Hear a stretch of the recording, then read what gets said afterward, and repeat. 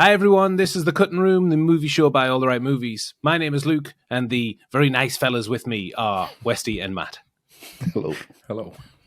And anyway, we're talking about niceness. A little bit of a change of pace for us on The Cutting Room. We're setting some time aside for some good, normal chatting today. Because we're talking about a very recent film. It's Martin McDonagh's 2022 awards darling and instant classic, The Banshees of Inisherin. And Westy, this is your pick, so why are we talking about it?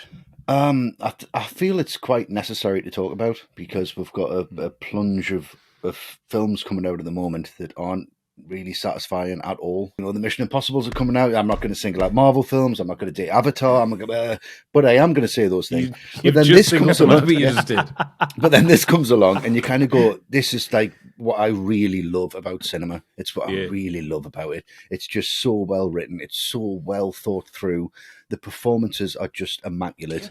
Colin was always more of a thinker. Huh? Why is every... I think. How you doing, Paul? But this really stood out, and I thought, I really need to talk about this with the guys, so that's why I put it up. Yeah, very nice. A great choice. Well, before I knew about the film, Matt, you posted the trailer in our WhatsApp group saying that we're really looking forward to it. And I remember just being really confused when I watched it. I just thought, that's such an odd subject matter. Huh? I've never seen a film like wrapped around the breakdown of a platonic male relationship. McDonagh's name attached to it, you know you're in good hands. Yeah. If you'll excuse the pun. Of course. Yeah, of course.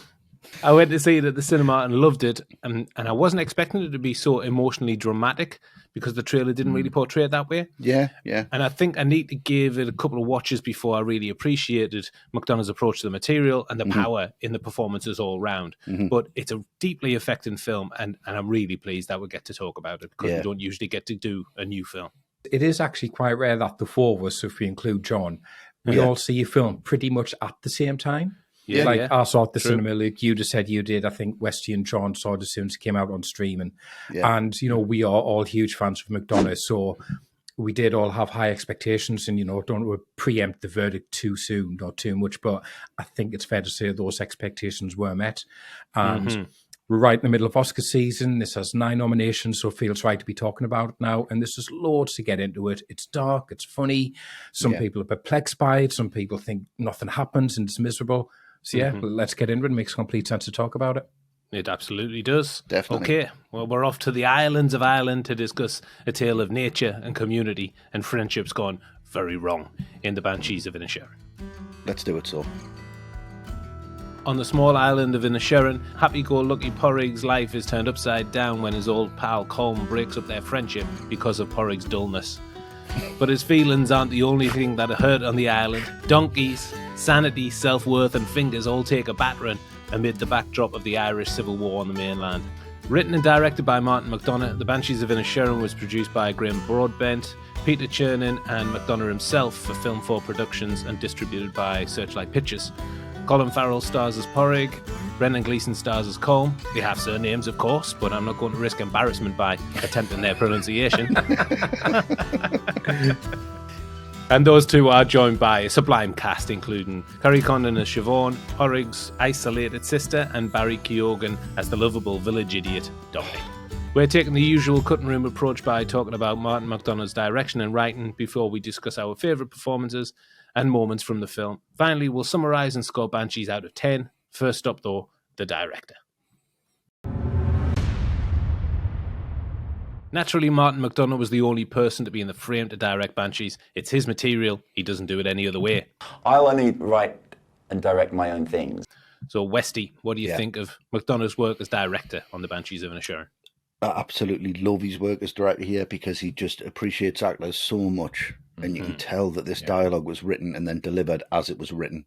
Yes, he put that much research into it and that much. And he's not a big, flash director. He doesn't, I'm not going to do this, I'm going to do that. I mean, Seven Psychopaths, I think he still regrets doing that. It's a great fucking psychopath, really. It's very real, all of it. And I think there's just a lot of static camera. It feels like you're watching this on stage somehow. And I know he's, comes from that background as a theatre director and a theatre writer. Yeah. But it feels that way. It hasn't got as much moving camera as like In Bruges, for example. A bottle! Now don't bother. it's got a very slow, very, very considered direction. And it's a funny story, and it's tragic, and it's beautiful, and it's one of them things where you just kind of go, yeah, actually, I do want to create something while I'm alive.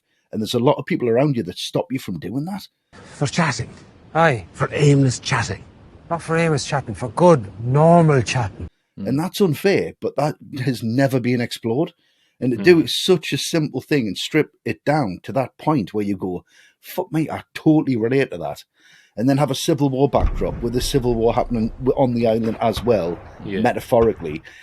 I didn't think after 3 billboards I could have a film that I enjoyed more directed by him, but I honestly feel like I have. What can? How about you, sweetheart? You know who threw that can? No, I didn't really... When production finally started rolling in August 2021, he'd scouted locations on the island of Inishmore and Achill, which fill in for it's fictional. I didn't realise it was a fictional place, but Inisherin, what a beautiful name for somewhere that doesn't exist. He's just, it's so good. But taking inspiration from Days of Heaven by Terrence Malick. Yeah. Charles Lawton's Night of the Hunter is in there. There's little elements of that, which I think is really great. The house was built just so it could take in the scenery from outside, much like the house was built for Monument Valley and The Searchers. So if you watch that and see like the house was built that way to take everything in. Matt, what about you? McDonagh's work as director? I think it's excellent. I think it's really interesting that just 4 films in his career and he's already just got such an established style and feel. I know. You know, he's a little bit like the Coen brothers in the way he kind of looks at things, but still with his own twist on it. And what's really interesting to me is how McDonagh, he pretty much always makes the location a character in its own right. And I think it's really fascinating that out of his 4 films, 3 of them have the location in the title. That's how important it is to him. Yeah, you know, it's a really good point. Missouri, and now Inisherin, and I don't think that's a coincidence. I think in Bruges, Harry sends Ken and Ray there because he wants Ray to experience a fairy tale place before he dies. That's how important Bruges is. Eben is the type of really small town in America where racism can still exist out in the open, and you know, someone gets murdered, no one cares about it. And it's exactly the same with Inisherin. And I think if you're watching this as a British audience, when this starts and you get that camera shot coming down through the clouds, revealing the island, I think it's impossible not to draw a comparison with the opening credits of Father Ted. It's very similar to that. But the thing is, I'll take your word for it. I don't know. Yeah, it is. It is. All right. It is. It's really similar. But the thing is, like, Father Ted, as hilarious as it is, it's a very bleak setup for comedy. These are small, but the ones out there are far away. You know, these characters trapped in complete isolation. And it's the same with Banshees. So it's no surprise that Colm is going mad, because what is there for anyone on that island? Like, if you have ambitions other than being nice and you don't have the intelligence or wherewithal to get out of there, it's just going to, like, destroy your soul. Yeah, it is. And I think what makes it worse is they can see civilization literally over the sea. They can hear it. Yeah. It's right over there. But it may as well be Australia for the likes of Pádraic and Colm. Yeah. And I always have a bit of an issue with films set at this time period in Ireland or Scotland, because more often than not, they end up looking like tourism videos, you know, from the tourist boy, you know, come visit Ireland. The island of Ireland will be ready when the time is right to welcome visitors back to our spectacular shores. This doesn't. Like, it's a beautiful place, but McDonagh also recognises how bleak it is. Like, and you get that, like, amazing moment when Siobhan is leaving and she's waving her Pádraic on the cliff top, and he is so insignificant on that cliff. You can barely see. He's tiny. So for me, you know, this film wouldn't work if it was set in Dublin or Belfast. It has to be here, has to be in Inisherin. And McDonagh totally gets that. Yeah, I love it. I just can't believe the performance that he gets out of his actors. I mean, generally, but in this film, I mean, they're usually mind-blown. This film, at its heart, it's quite a simple story. Obviously, you forget about the self-mutilation for a moment.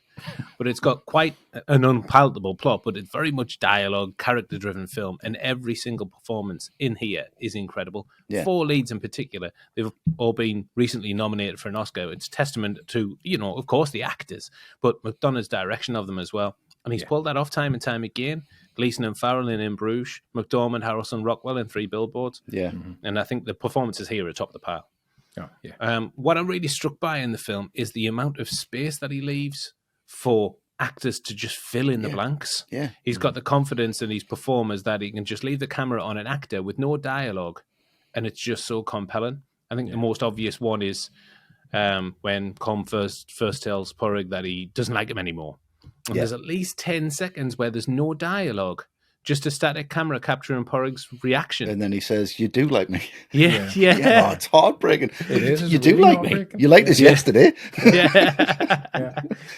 It's just wonderful acting, and you can see what impact that information that Colm's just told him had on him, as he's just processing the information with no dialogue, no words whatsoever, barely reaction, just all in the expression. You do like me. I think it's really unselfish direction from McDonagh, and he knows it's a collaborative effort, and he wrings so much out of his actors because of it. Yeah. I mean, like, we're raving about it already, obviously, but that happened right from the start. It premiered at the Venice Film Festival, got a 15-minute standing ovation, and it's just like gone on from there. Universal praise everywhere, positive reviews from pretty much everyone. A few weeks ago, won 3 Golden Globes. The Banshees of Inisherin. Colin Farrell, Banshees of Inisherin. Martin McDonagh, The Banshees of Inisherin. Incredible for such a small film. Yeah, it really is. Absolutely. I think overall, just fantastic work from Martin McDonagh. McDonagh started writing the screenplay for Banshees 10 years prior to making it. Yeah. He had different versions in that time that didn't quite cut the mustard. As Martin says now, he thinks it was shite. I would have done that one, but it wasn't good enough for him. And I think you can tell, we kind of discussed it already from his limited filmography, that he takes his sweet, sweet time about making a film. This is his fourth feature in 14 years, so it's quality over quantity, isn't it? Yeah. One film every 5 years is plenty for me. So on the screenplay, I'm going to go first, and I want to mention the title itself and the background of the Civil War. Nice. Firstly, Banshee's really relevant because it comes from Irish folklore. It's a female spirit that warns of the death of a family member by screaming or wailing, hence screaming like a banshee. I just don't think that they scream to portend death anymore. I think they just sit back, amused. Yeah. I guess in this instance, the titular banshee could be Mrs. McCormick, played by Sheila Fitton. Yeah. Who is that very odd woman that pops up from time to time, casting scorn, particularly towards Pádraic. Don't be putting things in my head that weren't there in the first feckin' place, you feckin' nutbag. Nutbag. Even her first words are about death. She asks how long it's been since Siobhan's parents have been dead. Cheery. 6 or 7 years is it they've been dead? Oh, it's nearly 8. Nearly 8, is it? She heralds in the imminent death of 2 people. And she says, hilarious, she says, I pray it's not Siobhan or you, Pádraic. And he says, well, that's not nice. I wasn't trying to be nice. I was trying to be accurate.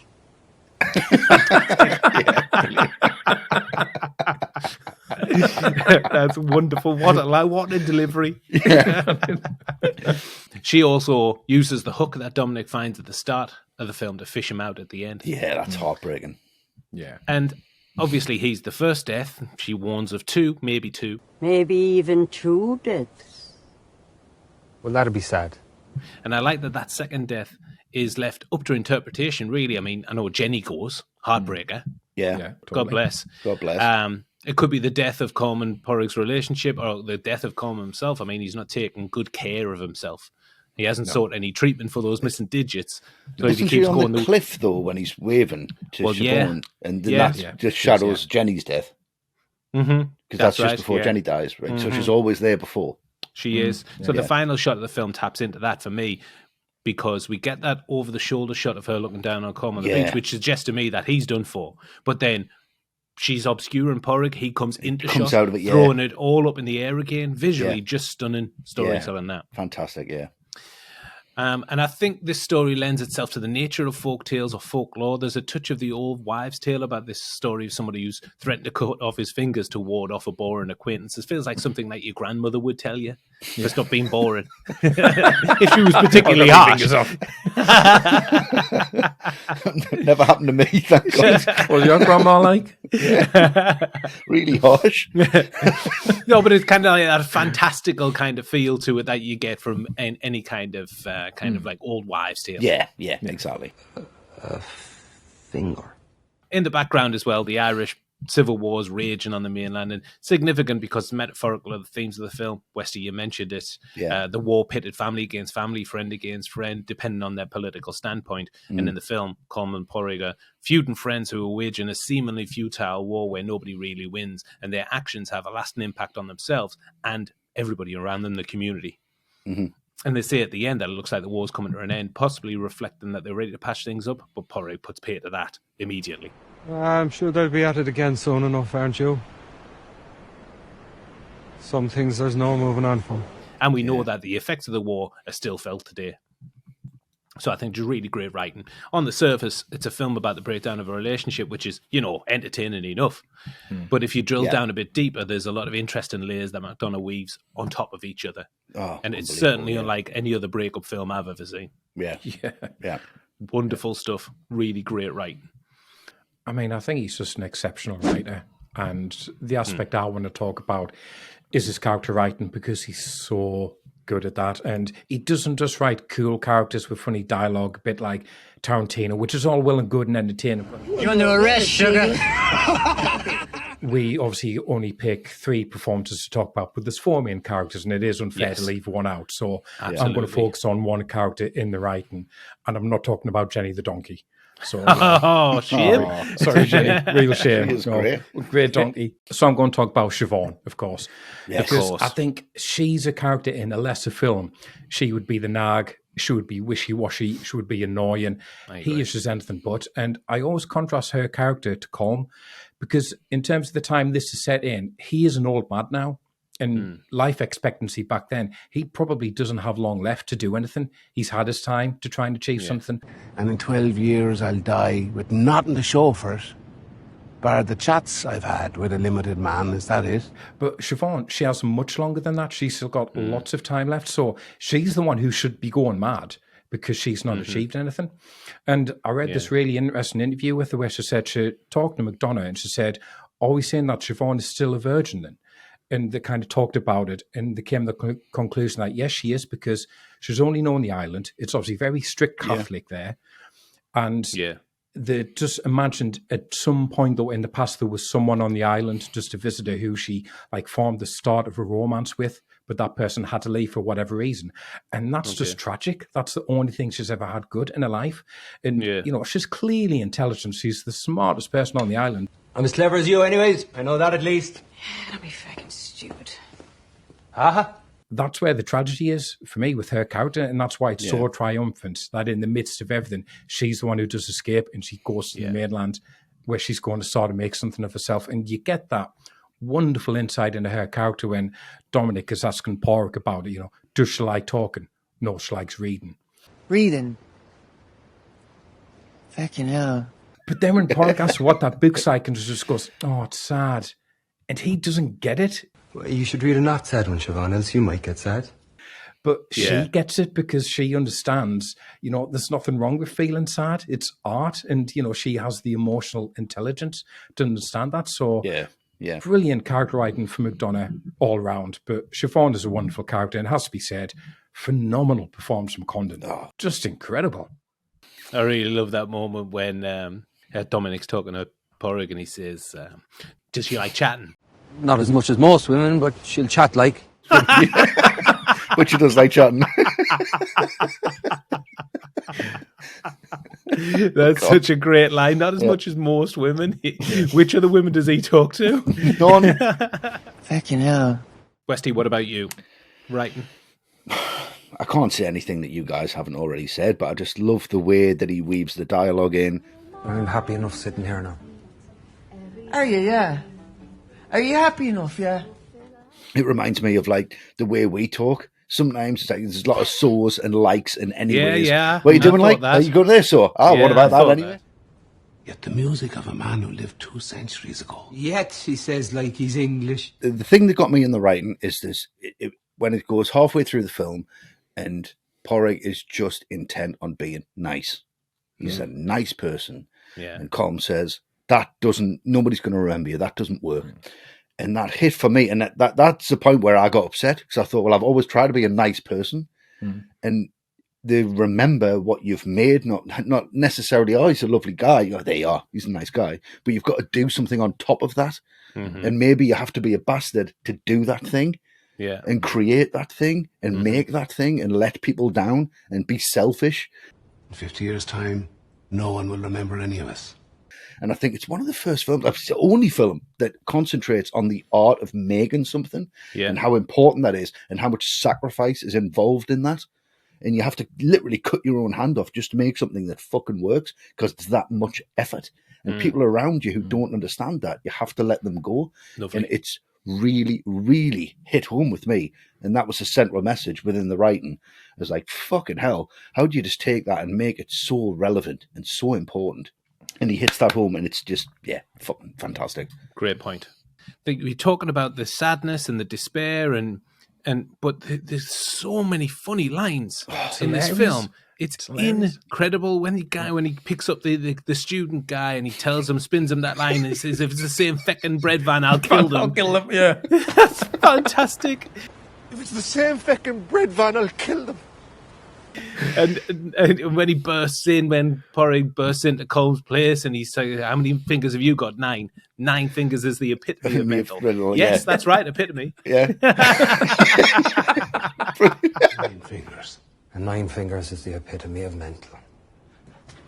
That's right, the epitome. What I'm astounded by in kind of like the balance of comedy and tragedy is the moment where Siobhan writes the letter to Pádraic.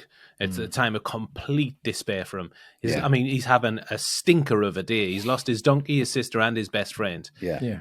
In the middle of burning down Colm's house. He's either going to die soon or he's going to continue this downward spiral of a life of perpetual misery, even more so. Crushing defeat and pain in his voice. But the whole thing's balanced out by Pádraic's opening line in his letter back to her. Dear Siobhan, obviously I don't know what ensconced is. It's obviously I don't know what ensconced means. But it's the way so funny. And that's so beautiful because he describes Jenny as still being alive. He doesn't want to tell her. Mm-hmm. Yeah. It's like, oh, it's just right next to us, nuzzling up to us now. Go away, Jenny. Yeah. And he's almost living that, and you're living that, and oh god. The thing is about McDonagh, he's got such an interesting writing style. Like, he doesn't do treatments, so he never knows ahead of time how his film's going to end up. He just writes it and it gets to its natural conclusion. I literally, at the start of a film script or a play even, I don't know what's going to happen.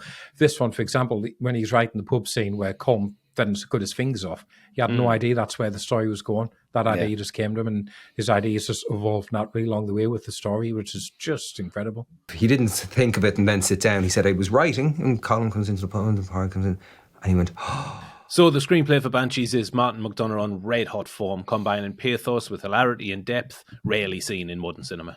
Yeah, absolutely. The screenplay for Banshees was written with both Gleeson and Farrell in mind, McDonagh, and the two sparked up quite the friendship on In Bruges, and there were absolutely no other options for the main characters. Yeah, they were the guys. It definitely shows. This story couldn't have been any other two actors. Brilliant. So, Matt, why don't you keep it in the family and start us off? Do you want to explain first to our audience the family connection? Yes, I do, because I like to drop this story into any conversation anytime. Because it's pretty cool. But I am distantly related to Colin Farrell. There Fantastic. We are. Wonderful. Yeah. Well, why isn't he here with us then, ladies Matt? and gentlemen, Mr. Colin Farrell. Well, you know how we always save a little bit at the end? He's going to come in then, but then we'll just yeah, what's right at the end? Yeah, right at the end. Might be a nice chat. Yeah. But I am your house. He leave me dog alone, or he look after me dogs. Take your dog. Yeah. This is just one of my favourite performances for such a long time. Like, every second he's on screen, it's just a joy to be with him. That shot at the beginning where he's walking to the pub, he's got a literal rainbow behind him. That's how happy he is with his life. Yeah. Gets up, tends the animals, sees Jenny, goes to the pub with his mate. That's all he wants. Perfect. 2 o'clock every day. Fucking brilliant, that. Day. Yeah, bang on. So, that opening when he's trying to figure out what's going on when Colm has said he doesn't like him no more. His little face just crumples. It's like a puppy's being kicked. And he's like, but you do like me? I don't. You liked me yesterday. the film doesn't take the piss out of him. The film doesn't think he's stupid. No, you're right. You know, you've got character after character standing up for him because he's nice, and that's not a bad thing.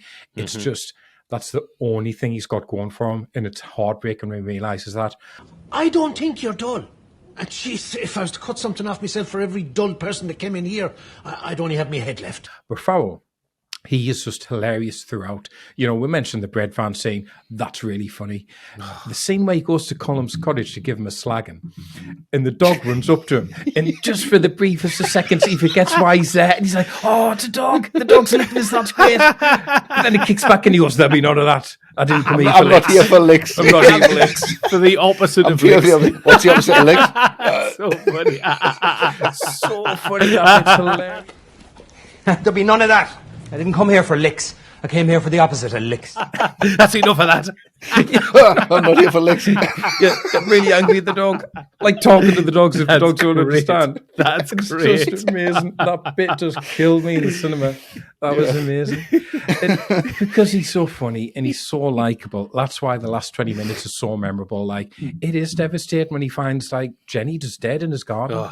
Yeah. And then when he's setting fire to Colm's cottage, like, on one hand, you want him to do it for revenge, but also you don't want him to because he's going to get in trouble and where's he's going to end up. And there's this great story as well. I just want to get in because he's told this a few times now. He's doing the chat show circuit, obviously with the awards. Oh, yeah, very much. Yeah. So he's told the story where during film he was actually living with Pádraic Keoghan. But as much as he loved him, he still got really pissed off by him because Keoghan is not a domestic behaviour kind of guy. He was always stealing Farrell's cornflakes for one thing. And apparently he's like incredibly untidy. In Farrell's words, the fucking place would be like raccoons had been there. Excuse me, French. It was like a piss take, right? I came in and there was a carton of milk. And the carton of milk was on its side and was empty. But there was a lovely puddle of milk right on the floor. Another bit of Farrell's performance is when he finds out it's the 1st of April and he's just like, and thumbs up to the donkey. More fool like, me. It breaks me heart. Yeah. It's just, he's like, there we go, man. And there's no dialogue there either. It's just that look. And speaking of the donkey as well, Farrell started quite a relationship with it. But he did get a bit of a rough and tumble with it after he stroked the nose and it kicked him in the shin. He wasn't having a good time. He also got bitten by Morse the dog and had to get a tetanus shot. And nearly got his car reversed off the Atlantic by Minnie the horse. Like, he didn't get on with any of the animals of all of it. I ran the length and breadth of both the islands that we shot on, and every single, I was telling him the other day, for the first time, every single animal I passed, I said hello to.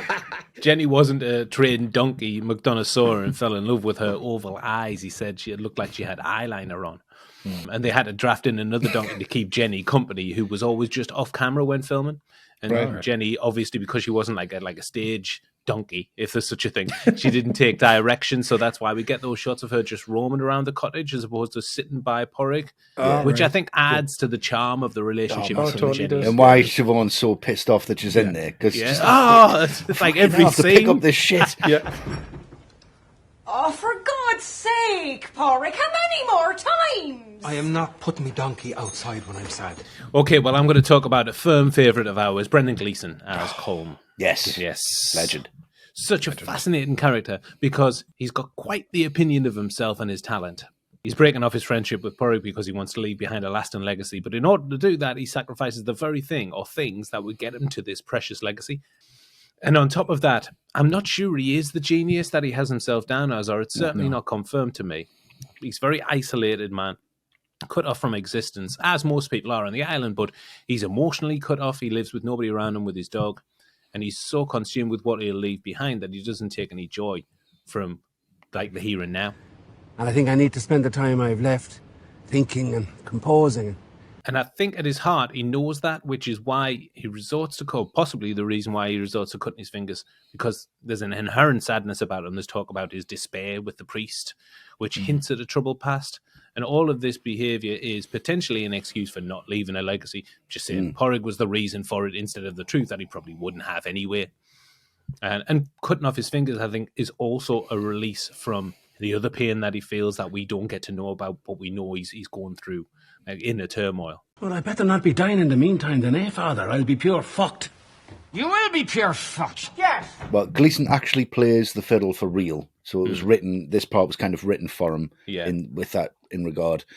So he took an active role in creating the music, the Colm plays, and wrote the character's shite new song, as he suggested. And then he suggested Carter Burwell, who wrote this composer on the film. Fantastic music. Because you don't really remember it, but it's just part of it. It's just it's a beautiful part thing. Of the ambience. But he said to Carter Burwell, it's like, you write a song for the character, I'll write a song for the character, and then the winner will, the victor will take the spoils. And Carter Burwell said, nah, it's all right. You do it. It's fine. So left away for Gleeson to kind of make it. And that's one of the things I love about this film, is that that's the point of the film, and you don't hear it. No, apart from that bit where he's doing it, bleeding on the table. Like, people like all the people around are like, and he's like, "That's great, lads." yeah. That's lovely, lads. That opening piece of music, though, that's not actually Irish. Did you know that? It's a Bulgarian folk song. Oh, really? And it's because McDonagh said to Burwell, he gave him this brief, said, I don't want the usual Irish fiddle music. So that's why we'll go with that instead, from Bulgaria. Right, okay. It fits in with the tapestry of the rest of the music in the film.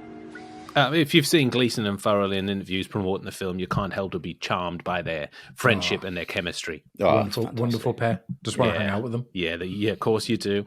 Yeah. Farrell's Golden Globe speech is a thing of beauty. Brendan, I love you so much. I love you so much. They obviously worked together with McDonagh and In Bruges. They've remained friends ever since.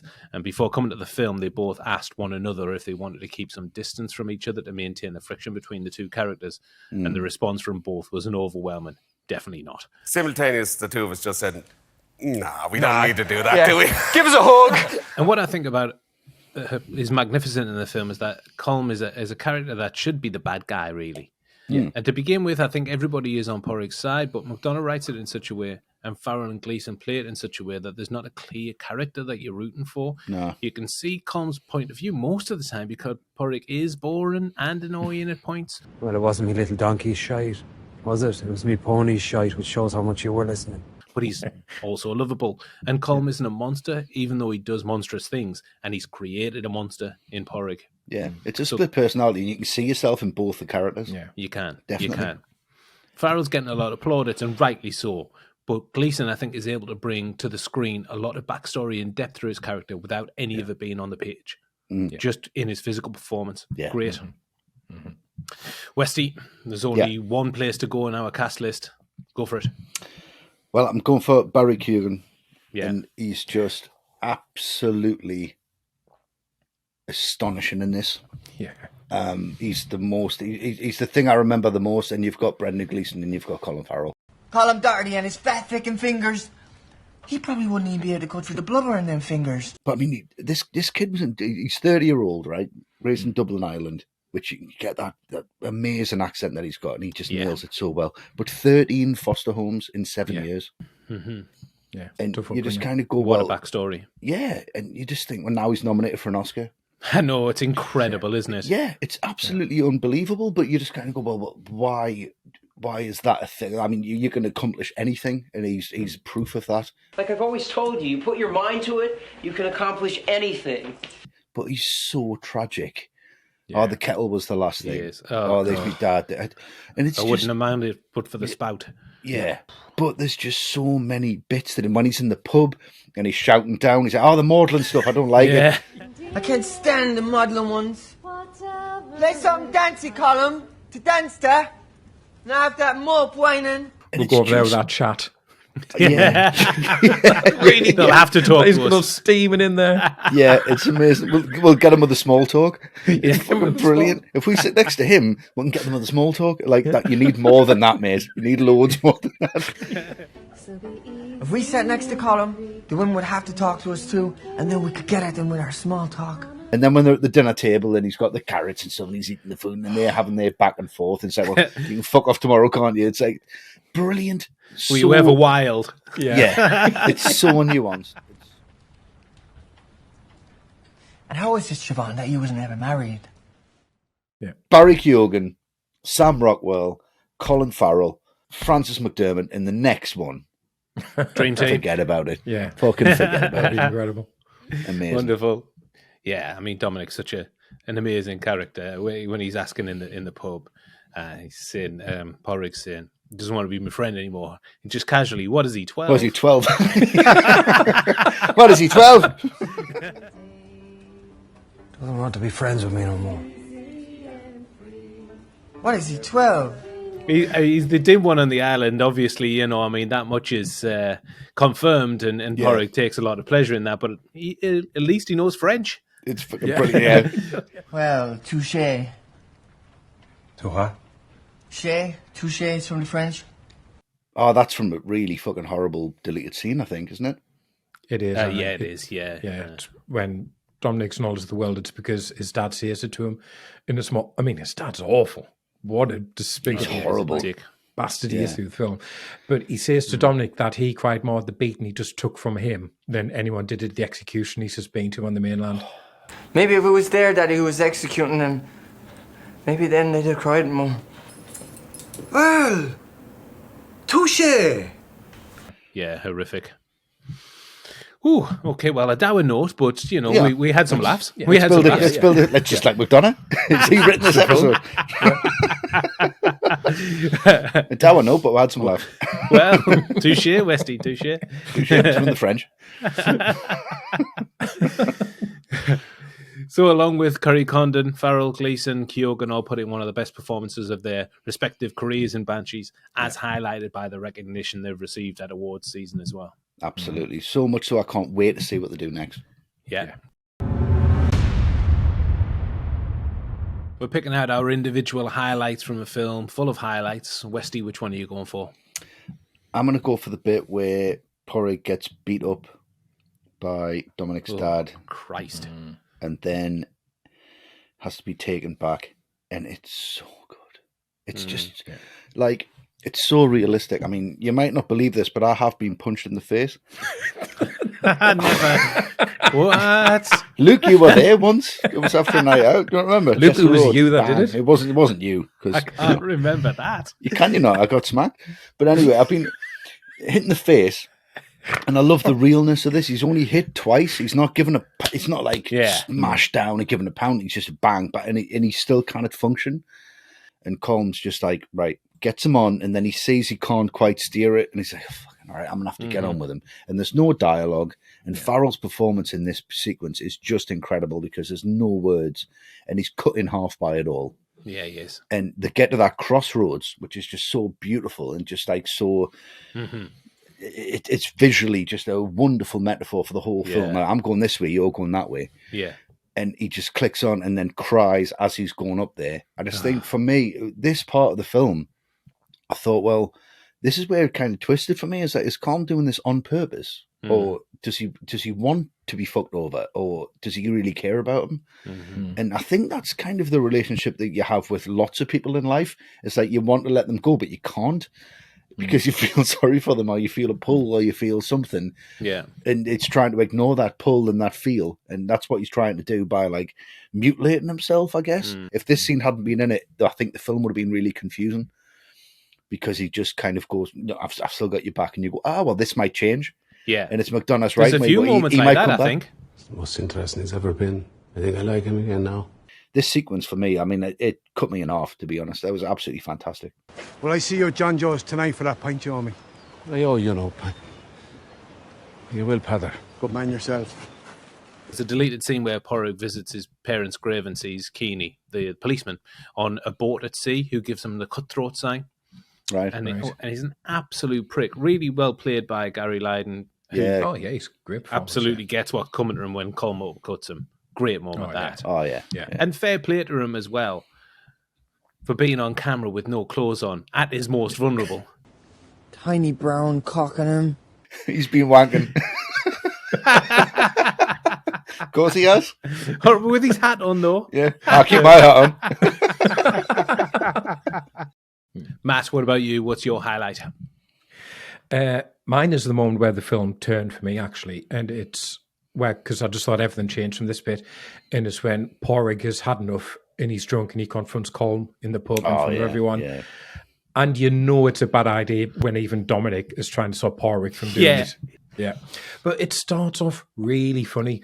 Pádraic announcing that there's 3 things he hates about Inisherin, but he can only remember 2: policemen and pudgy fiddle players. Can't remember the third.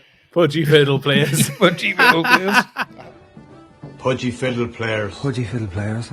But then you get one of those like tonal turns that McDonagh is so good at, because this is the first time you see there's a bit more to Pádraic than just being this amiable buffoon. Because when he yells at Colm, that is genuine anger. Serious, are you? And talking to me? Are you? And that's like the one where you kind of want to step back a bit from him. Think, actually, he would probably be like pretty tasty in a fight. He could, if you rile him up enough.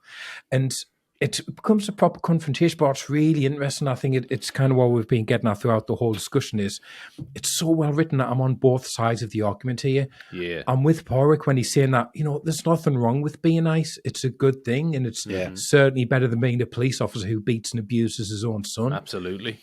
I never told him that he's just drunk now. 100% agree with that. But then when Colm comes back to him, I agree with him when he's saying, nice doesn't last and it isn't remembered. Art lasts.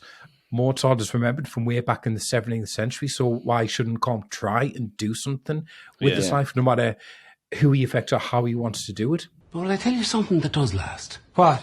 And I don't say something stupid like music. Music lasts. Knew it! So it sums up the central argument in the film so well, and I think it's some of Colin Farrell's best acting here. That speech he gives, my mammy was nice, I remember her. My daddy was nice, I remember him. It's so beautifully done when he says, my sister is nice, and I'll forever remember her. But he doesn't realize she stood behind him. Yeah. That's just. And then she says, "You were lovely about me last night." He's like, "Well, why wouldn't I be?" Yeah, of course. Such that relationship between the two of them, it's just so beautifully done. Do you not think it's really subtly played by McDonagh, though, to comment on the kind of cancel culture that's happening at the moment? Like, it's massively overblown. You've Polanski, or you've got Spacey, or you've got... Well, you're going to remember the art, or are they nice people? Michael Jackson, do you remember his art, or he's a nice person? It's like what the art they create. Even Mozart he's talking about, he's going back to all these people. Does it matter about who you are in life or what you create? Really, and I think that is a dynamic. Everyone to a man knows Mozart's name. Well, I don't, so there goes that theory. And then this scene, I mean, it managed to end with not one but 2 great punchlines. I mean, first of all is when Pádraic leaves, and Siobhan tells Colm, he'll leave you alone now, and Colm says, well, that's the most interesting he's ever been. I think I like him again. Yeah, I think I like him now, yeah. That's really funny. But then in response, because Colm has been banging on about Mozart in the 17th century, Siobhan just goes, it was the 18th century Mozart. You said the 17th. And then just walks out. And then walks out. That. So understated, but cuts him to ribbons. Yeah. It was the 18th century anyway. Mozart, not the 17th. Fantastic. Great scene. 2 good choices. And I'm going to bring up the rear by talking about Dominic and Siobhan by the lake. God, forget about it. Yeah. I'm just going to go and have a lie down. Forget about it. Yeah. Jesus Christ. It starts off with that stunning shot of Siobhan at the lakeside, and then the startling imagery of Mrs. McCormick on the other side, beckoning Siobhan over. Really eerie stuff. And then when Dominic arrives, the scene ebbs and flows like the whole film does, like the river is, between crippling heartbreak and laugh-out-loud humour. Yeah. Dominic tries to excuse his behaviour by saying he wasn't creeping up on her. He was sidling up to her. When Siobhan says that... We don't have anything in common. Don't skip ahead. Don't skip ahead, yeah, I love that. Don't skip ahead. Fantastic. He's such an irresistible character, Dominic, despite him being outrageously inappropriate. Would you not want him to have to do the one finger to see if he was bluffing, like? He is really lovable. Yeah. But he takes an age to wind up to ask Siobhan out. And if there was any shred of any possibility that she was interested, that's been ripped away with this rambling, stumbling lead-up. You probably wouldn't ever want to, I don't know, to fall in love with a boy like me, would you? And Dominic's reaction is heartbreaking. He's like, yeah, I was thinking no. He's like a little lost schoolboy, completely underdeveloped in the ways of the world, and he encapsulates everything about Inisherin that Siobhan eventually runs away from. I think this encounter confirms to her that she's doing the right thing by moving to the mainland. Because this is what I've got. Yeah. These are the options that I have. It's a catalyst, isn't it? Push her forward. Yeah. And this scene is just another example of the power in the performance from the cast and the space that McDonagh leaves and allows for reaction. The silences and the awkwardness of what's being said with no dialogue, particularly on Barry Keoghan's face. Yeah. But when it does come to dialogue, it's perfect as well. Dominic says, well, there goes that dream. So understated as well. It is. There goes that dream. Oh, Christ. So the scene, it's about 2 minutes long, but it's captivating from both actors, Colin and Keoghan. Great performances. Unbelievable. So 3 great scenes from Banshees, highlighting the talent in front and behind the camera. Exactly. I'm going to go over there and do that thing over there. Yeah, that I'm supposed to be doing. Of course we do it. Probably.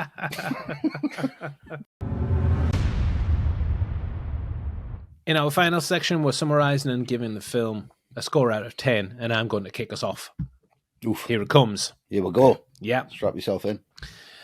You kind of alluded to it during the episode as well, Westy. However you feel about the state of cinema at the moment, this film gave me heart that there is still space for odd little dialogue-driven films with a small budget. You don't usually bring them this way. I don't, but then the little fella took a fright at a hen on the corner, so... Yeah. It got a cinema release and it's been recognised heavily during award season. So whether you buy into the Oscars or not, at least it shows that a film like this doesn't just drop without a trace. Exactly. The award goes to the Banshees of Inisherin. Yeah, and that gave me real heart. Yeah. It's a film that really rewards on repeat viewing, certainly for me anyway, and it stayed with me for a really, really long time, almost like I had a need or a yearning to rewatch it again and again. Yeah, I felt a pull back towards it. Mm-hmm. And I think what Martin McDonagh does with the film is incredible. He's a leading voice in cinema for me, and this has absolutely confirmed it. I can't remember the last time I saw the sheer number of incredible performances on show here in one film. Yeah. So for me, it's nothing but a 10 out of 10. Wow. Yes, there you go. Westy, what about you? Special film. Yeah. Special experience watching it. But this has space to grow, and it has space for me to find things in it that I haven't quite found yet.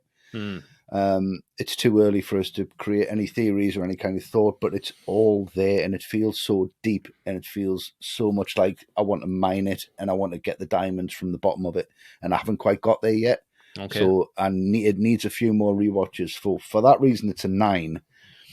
Because it's going to be a 10 next year once I've seen it that many more times. Wow. Yeah. Excellent. Very nice. A perspective 10, but a 9 for now. A 9 for now. Okay. And what about you, Matt? Yeah, I mean, I'd say this is probably the best film I've seen for at least the last couple of years. And again, it's like what you say, Luke, it's just came out of it thinking, you know what, for all that film was like sad and tragic and characters died, I felt really happy that I'd seen it. I felt really happy that there's a voice like Martin McDonagh who will take his time to do something as perfectly crafted as this and put it out there. Like we've said about those 4 performances, I mean, the 4 of them are just incredible. Yeah. They're all just singing. unreal. It's amazing. Yeah, the level of performance, and it is a really deep film, but it's deep without being pretentious. It's deep without thinking, oh God, I've really got to think about what's going on. You can watch this film and just laugh at it, and that's fine. How are you, fatty? Dancing with your dog, is it? The only thing for me is very much like Westy. It's so new. I do want to see how this is going to like sit with me in a year's time. Okay, you know, is at the minute, I would say it's better than In Bruges, but is that just because it's new and I haven't watched it I get that. 10 times yet? So I'm going to give this with the caveat that I will quite possibly, like Wesley, change my mind next year. I'm going to give it a 9.5. Wow. Okay. Cool. Fantastic. So, with all our scores combined, in a year, it's 30 out of 30.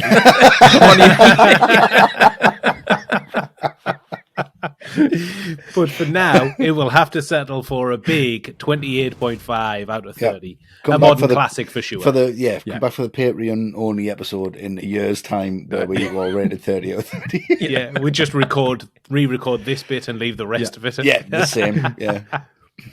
Great. If you enjoyed the show, please like the video, subscribe to our YouTube account, and share with your friends and family and on your socials. We would love that. Yes, Very we nice. would. Thank you so much. And to support us, you can become an All the Right Movies Patreon supporter and gain access to a brand new bonus show of The Cutting Room every month. That really helps us out and means we can continue to make these videos and devote more of our time to it as well, which we are desperate to do. Absolutely. Yes, we are, guys. Thank you very much. In our previous life, All the Right Movies recorded over 120 movie podcasts. They're available to our Patreon supporters, but you can also buy them individually at our website, alltherightmovies.com. We've covered all of the classic and hit movies from Hollywood, loads on offer, all stuff full of behind-the-scenes facts and trivia and some big laughs. For a small price, you can buy them all at alltherightmovies.com or become an ATRM patron for the full archive. There's a lot of options there for you. Loads of options. Yes, there is. Yeah. And that is a wrap. We thank you all for tuning in. Hope everybody enjoyed it. Let us know what you think in the comments. Yes. Thank you very much, guys. everyone. Thank you. Take care. Thank you for watching. Bye-bye. Thank you. Great. Went well, Nice. lads. Excellent. Yeah, good. Yeah, really enjoyed it. Thing is, though, lads, I promise you, I did try to get Colin Farrell on for some kind of Oh, interview. really? Got in Really? touch with me, Andy You Hughes, like her cousin is his man, but he just said he doesn't like me no more, so... What, have you been rowing? It sounds like you've been rowing. Just sound like we're being rowing.